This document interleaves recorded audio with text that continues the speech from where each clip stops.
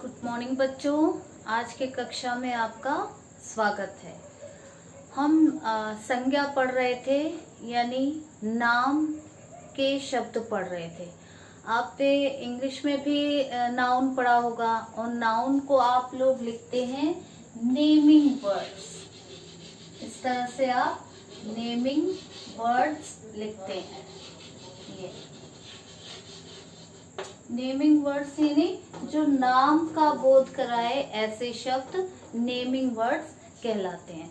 तो हमने संज्ञा की परिभाषा कर ली थी, संज्ञा की परिभाषा हमारी हो गई थी और हमने संज्ञा के भेदों को भी समझा था और मैंने एक एक करके उनकी परिभाषाओं को भी स्पष्ट किया था कि किस प्रकार से आप अलग अलग भेद की अलग अलग भेद की किस प्रकार से परिभाषाएं बना सकते हैं, लिखना सीख सकते हैं। अब यहाँ पर देखिए कि हम लोग जब भेदों से संबंधित परिभाषाओं को समझने की कोशिश कर रहे थे तो अंत में एक समूहवाचक संज्ञा बच गया था। तो समूहवाचक संज्ञा को हम इस प्रकार से बोल सकते हैं कि जिन शब्दों से किसी समूह के, समुदाय के या झुंड के नाम का बोध हो, उसे हम समूहवाचक संज्ञा कहते हैं। तो अब हम एक एक करके उनकी परिभाषाओं को लिखते हैं और बीच बीच में उनको समझते हैं। आप में से कई बच्चे ऐसे होंगे जिनको ये सब पहचान है, तो आपको अपने नॉलेज को, अपने ज्ञान को, जैसे हम रिवीजन कर रहे हैं तो उसे और मजबूत करने की आवश्यकता है, ताकि आप अगर परिभाषाएं आए तो लिखने में अटके नहीं। अगर पहचान आ जाए कि किसी वाक्य में कौन कौन से संज्ञा का प्रयोग हुआ है या संज्ञा पहचान कर उनके भेदों के नाम लिखें, तो इन चीजों में आप परफेक्ट हो सकें। तो हम शुरू करते हैं। हमारा पहला भेद था व्यक्तिवाचक संज्ञा। पहला हमारा भेद था व्यक्तिवाचक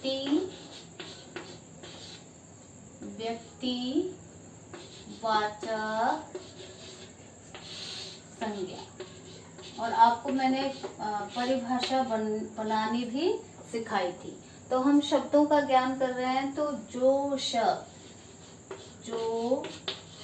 शब्द किसी विशेष, यहाँ पर विशेष को मैंने अंडरलाइन भी किया था, विशेष व्यक्ति, वस्तु या स्थान के नाम का बोध कराता है, उसे व्यक्तिवाचक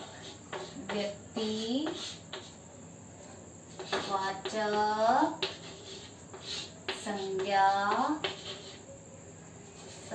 कहते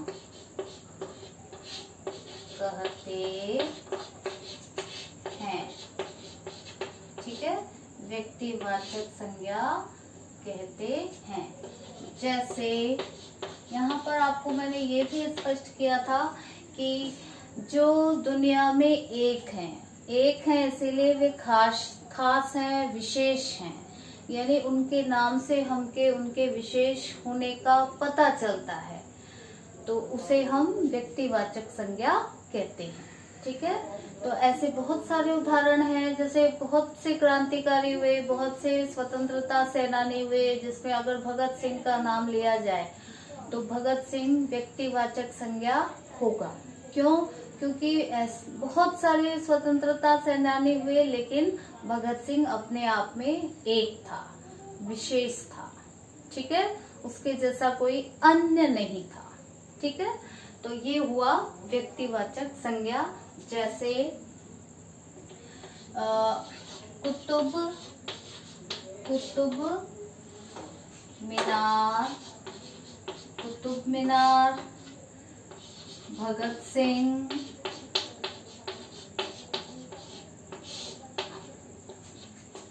कोटा,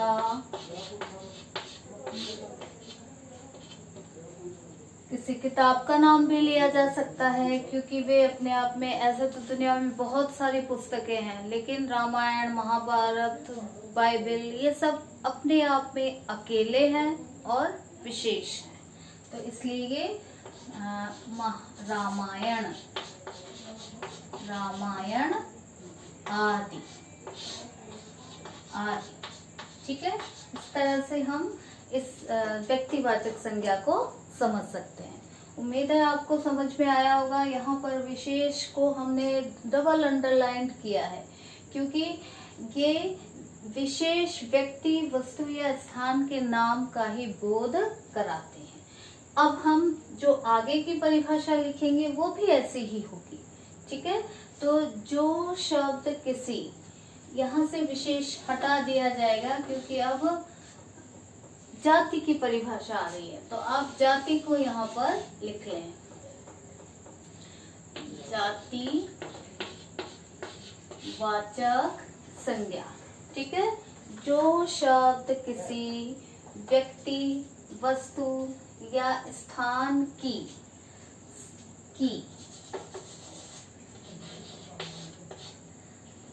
संपूर्ण जाति के नाम का बोध कराता है, ठीक है।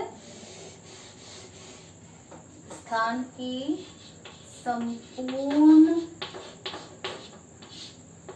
जाति, यहाँ पर नहीं आएगा, हम इसे मिटाकर ही लिखते हैं, ठीक है, क्योंकि फिर आपको समझने में मुश्किल आएगी। इसलिए हम नंबर से जाति वाचक संज्ञा, ये बोर्ड छोटा है बेटा, इसलिए थोड़ी सी परेशानी है। तो देखो, जो शब्द किसी व्यक्ति, वस्तु या स्थान की संपूर्ण जाति के नाम का बोध कराता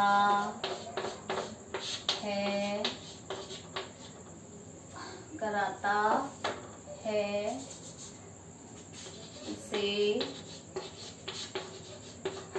जाति वाचक संज्ञा कहते हैं। संज्ञा कहते हैं जैसे में आप अपने आसपास दिखने वाली किसी भी वस्तु का, स्थान का, व्यक्ति का नाम लिख सकते हैं। जैसे लड़का, ये व्यक्ति है, ठीक है, लड़का। वस्तु में आप लिख सकते हैं बर्तन, बर्तन। स्थान में आप लिख सकते हैं शहर, गांव आदि। अब शहर और गांव, इनमें सामान्य विशेषताएं मिलती हैं।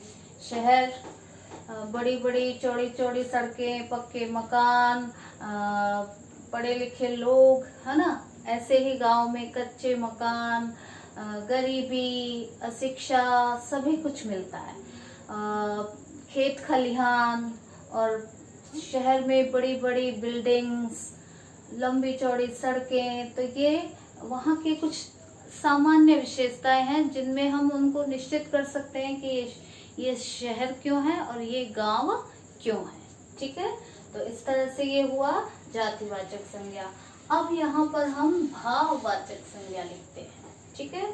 भाववाचक संज्ञा में भी वही चीज लिखी जाएगी, केवल जरूरत के अनुसार कुछ चेंजेस इसमें कर सकते हैं। कैसे देखो, जो शब्द किसी व्यक्ति, वस्तु, स्थान की, यहाँ पर आपको मिटा देना है और आगे के चेंजेस के हिसाब से आप इसकी परिभाषा बना सकते हैं। तो देखो, जो शब्द किसी व्यक्ति, वस्तु या स्थान की दशा, स्थिति, दशा और स्थिति एक ही बात है, तो आप इसे गुण, दोष,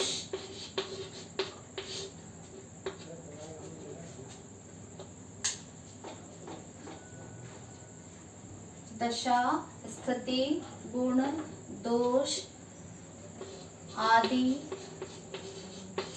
के नाम का बोध कराता है, उसे भाववाचक संज्ञा कहते हैं।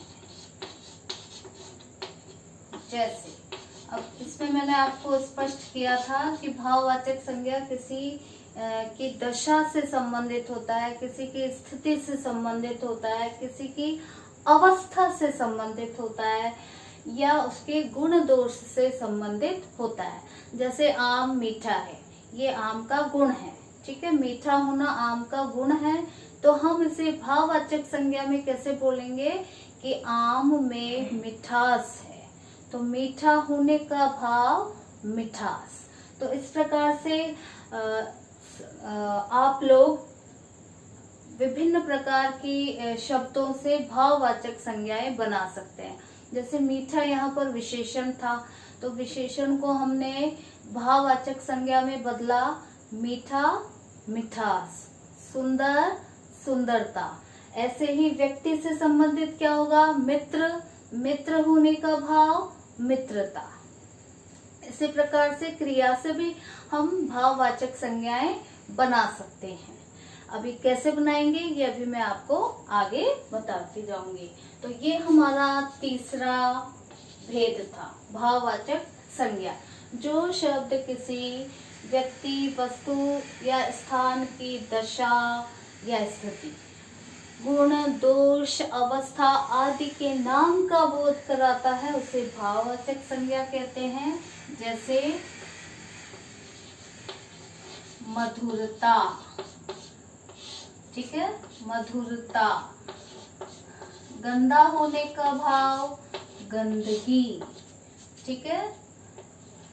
लंबा होने का भाव लंबाई आदि। यहाँ पर आपको मैंने पहले ही स्पष्ट कर दिया था कि भाववाचक संज्ञाएं दिखाई नहीं देती, उन्हें महसूस किया जाता है, वे गिनी नहीं जा सकती, यानी वे अगणनीय है, ठीक है, उन्हें गिना जाना संभव नहीं है।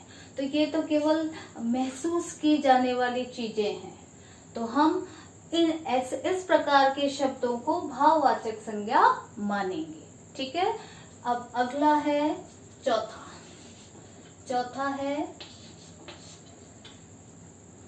द्रव्यवाचक संज्ञा। द्रव्यवाचक संज्ञा, तो यहाँ पर जो शब्द किसी, आपको थोड़ा सा यहाँ पर बदलाव देखने को मिलेगा, क्योंकि वैसे तो मूल रूप से हिंदी में 3 संज्ञाएं ही मानी जाती है, लेकिन यहाँ पर अंग्रेजी भाषा के प्रभाव की वजह से 2 अन्य भेद भी आजकल हम पढ़ते हैं, जिसमें ये द्रव्य मेटलिस्टिक और समूहवाचक कलेक्टिव नाउन। तो यहाँ पर आपको ये ध्यान में रखना है कि जो द्रव्यवाचक संज्ञा है उसमें जो शब्द किसी पदार्थ, या वस्तु, धातु, पदार्थ या धातु के नाम का बोध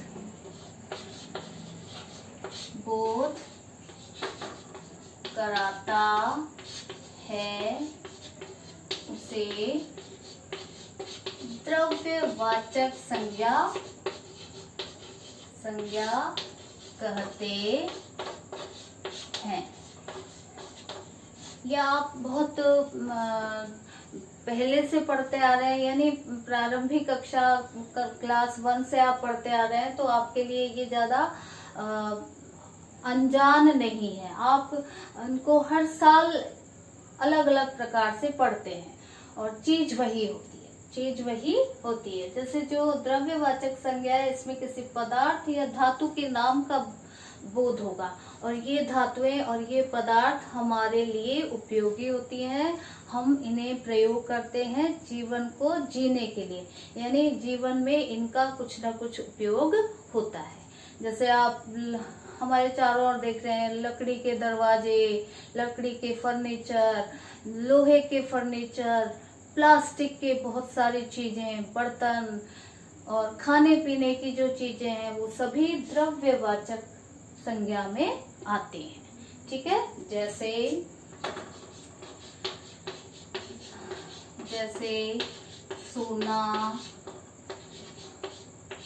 सोना, यहाँ गोल्ड, ठीक है, सोना, आटा, नमक आदि। ऐसे जो भी आपको दिखे कि वो हमारे लिए उपभोग की चीज है, हमारे द्वारा प्रयोग की जाने वाली चीज है और पदार्थ के रूप में है या धातु के रूप में है, तो वे द्रव्यवाचक संज्ञाएं कही जाएंगी। ठीक है, इस तरह से आपका ये चौथा भेद हुआ। और अब अंतिम भेद है, अंतिम भेद नंबर 5 है समूहवाचक संज्ञा।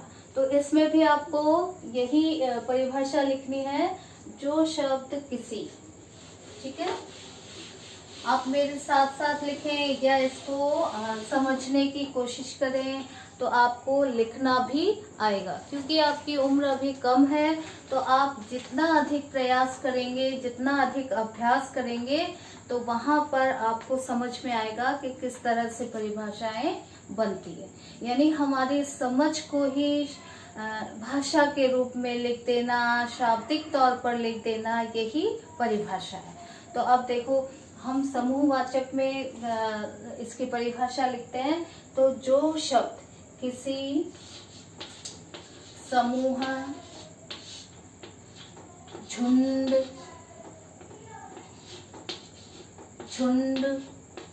या समुदाय के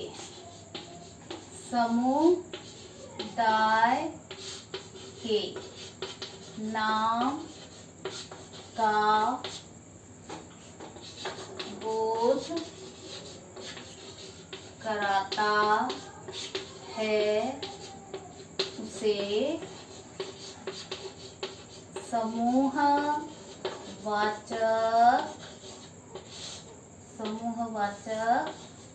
संज्ञा कहते हैं। जैसे अब इसमें समूह का बोध होगा।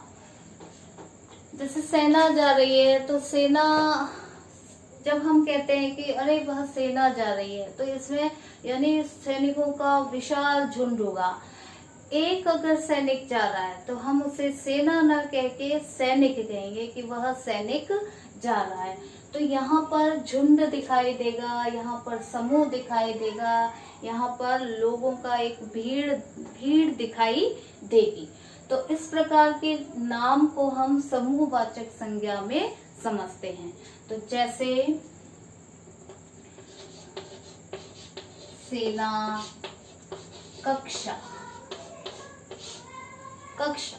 कक्षा में भी छात्रों का एक समूह रहता है। एक बच्चा जब टीचर से पढ़ता है तो वह ट्यूशन कही जाती है, ट्यूशन चल रही है, कक्षा नहीं बोल सकते, क्योंकि कक्षा में एक झुंड होता है, एक समूह होता है। ठीक है, आपको अच्छे से ये बातें समझ में आ रही है ना। इसके अलावा देखो कुछ उदाहरण और भी हैं, जैसे अभी बड़ी बड़ी रैलियां हो रही है, चुनाव चल रहे हैं तो हम कहते हैं कि नरेंद्र मोदी की रैली हो रही है।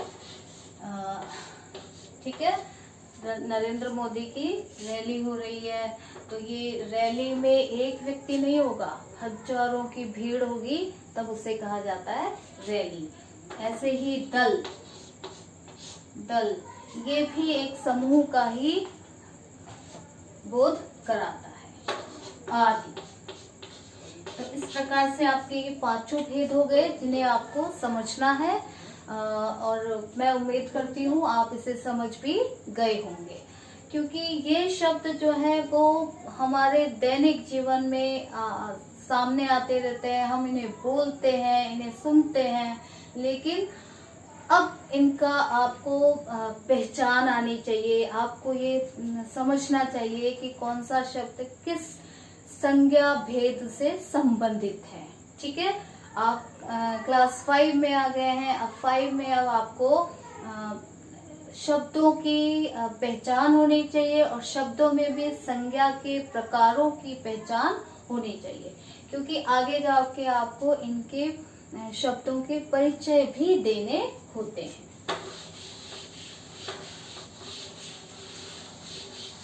तो यहाँ तक हमने इन प्रकारों को समझा।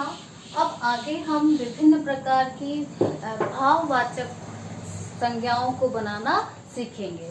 तो ये थोड़ा सा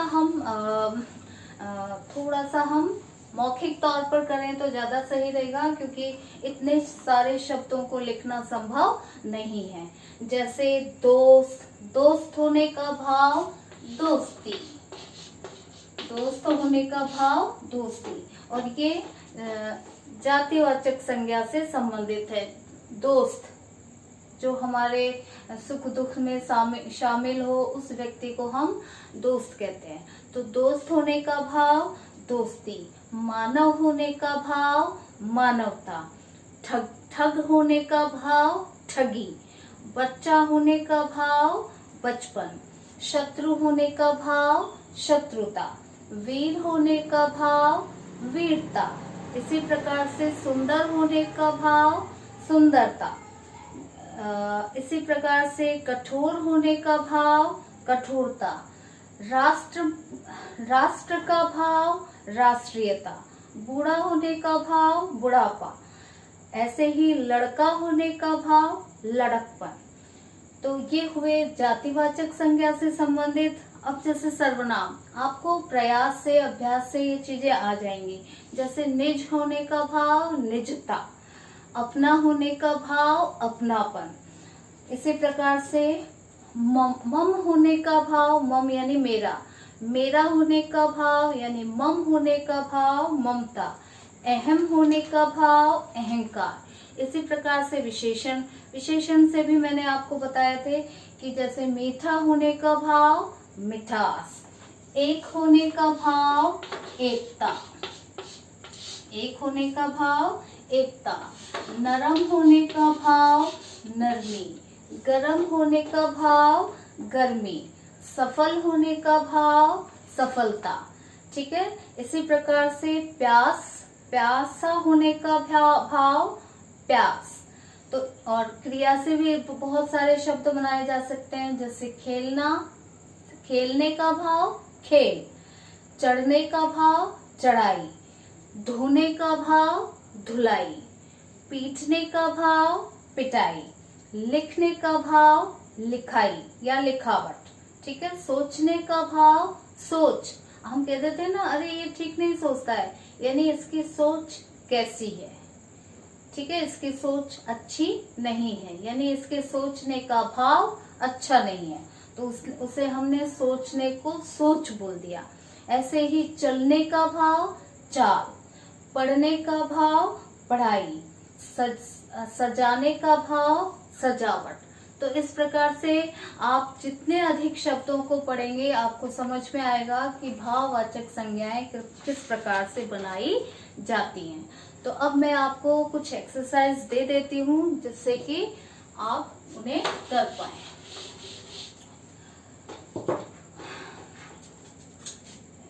प्रश्न 3, भाववाचक संज्ञा की परिभाषा उदाहरण सहित लिखिए। एक तो ये प्रश्न, इस प्रश्न का उत्तर आप लिखेंगे और प्रश्न 4 में मैं आपको संज्ञा पहचान कर भेद का नाम लिखिए।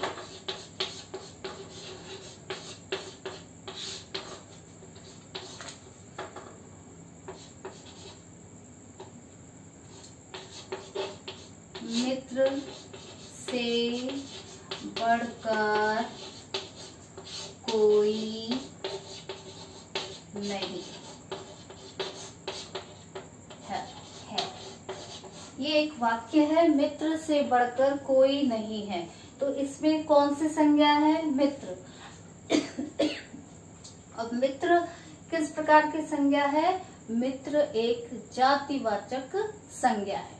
तो आपको इसको अंडरलाइन करके नीचे आपको लिखना है मित्र और इसका भेद लिखना है जातिवाचक संज्ञा। जातिवाचक संज्ञा, ठीक है। अगला है आपका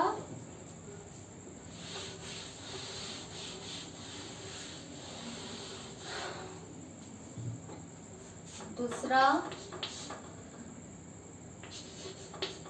चांदी सोने से सस्ती होती है। सस्ती होती है। अब आपको यहाँ पर चांदी और सोना ये दो द्रव्यवाचक संज्ञाएं मिल चुकी हैं। तो आप इन दोनों को इस तरह से लिखकर उसका भेद आपको लिखना है, ठीक है। तो आज के लिए इतना ही। घर पर रहिए, अपने अध्ययन को अनवरत जारी रखिए, अभ्यास करिए, अधिक से अधिक शब्दों को पढ़िए जिससे कि आपको संज्ञा समझ में आ सके, ठीक है। और इन प्रश्नों के उत्तर जरूर लिखें। तो आज के लिए इतना ही बेटा। आगे हम अगली कक्षा में फिर मिलते हैं। तब तक खुश रहिए, प्रसन्न रहिए।